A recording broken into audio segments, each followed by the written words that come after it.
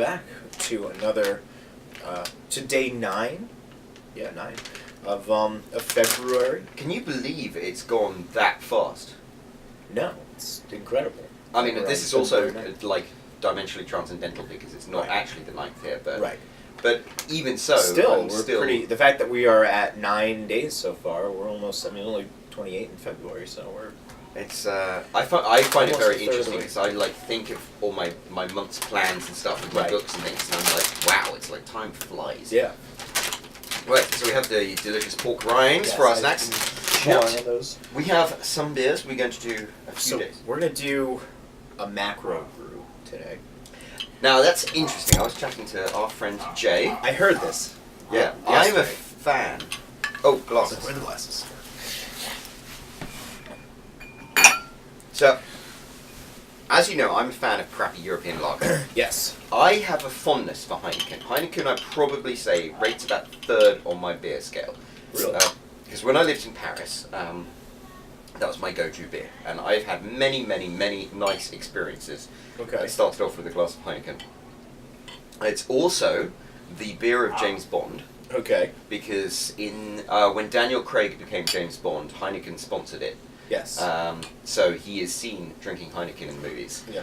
And everyone in England lost their shit because they were like, oh, why would James Bond drink a European lager? And it's like, if you read the James Bond books, he literally drinks Miller High Life, he drinks Red Stripe, and he drinks like Heineken's and Lowenbrau, which is a German thing. So he loves European lager and Pilsner and stuff, which is fine. But it's consistent wherever in the world you go. Like a Heineken is going to taste the same. Yeah. So Heineken, my experience with Heineken is a little bit, is not quite as highbrow as James Bond. Mine is with Jet Games. I always like the smell of like that generic lager. Always reminds me of like going to football games and like thousands of people tailgating and drinking their like, their 30 packs of beer. Yeah, and so, you can drink some really crappy beer, I guess, in tailgating because you can drink. Yeah, because right. So, all right, let's give it a shot. Okay, so I mean, it has that amber color. Mm-hmm. It's got that taste. It's funny. There was someone in a liquor store in America who described it as like skunky, and I think it's true. It's got like that kind of very distinctive European thing. It's almost like it's not my favorite flavor, but it's consistent. Yeah, I mean, like we've both had Heineken before. It's pretty. Yeah, I mean, it's clean. It's consistent. Right.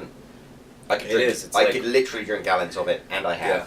I would say drinking Heineken is more consistent than drinking tap water. Like it's No, it's not a joke about the tap water in Now, in joking Jersey. aside, in England, they for the longest time they used to tax liquor on the percentage of alcohol. So Heineken would sell what is now sold as Heineken Light in England as Heineken, and it was 3.1%.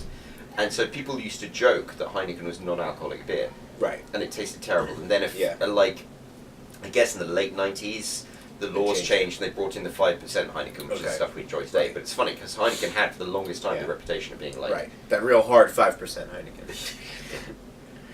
I mean, it is what it is. I'm sure that 90% of our viewers have had Heineken. Heineken was always like the beer of my dad, where he would, whenever there was like a soup, we always had Heineken in the garage because my dad's not a huge drinker, and it was always like, he'd go and buy like a 12-pack of Heineken for like our Super Bowl party, or like, so there's always like Heineken, there's always like Corona in the garage, and like, it's standard. I use it to cook a lot. I don't know. I read, you bought me a book about being a beer snob, and it says if you have expired beer that you can, if there's a recipe that calls for like any type of chicken broth or like beef broth or vegetable, like any type, you can substitute expired beer for broth. Or you can substitute broth with expired beer. That's interesting. Yeah. So I know they have something called beer can chicken, which is where you open up the can of like Busch Light and shove it up the chicken's ass, and then. I have never heard of that. Be an interesting one to try. But yeah, I mean, I think that this is, this is. I mean, you talk about like control beers, yeah. and then this is this is bog standard, absolutely. But it's interesting. I think it's going to lead us on to some interesting ones to taste tonight. So there we go. I mean, Heineken, You've been doing the same shit for Yeah. God knows how long. Thank you for the consistency. Exactly. And then, till next time. Cheers. See you Cheers. tomorrow.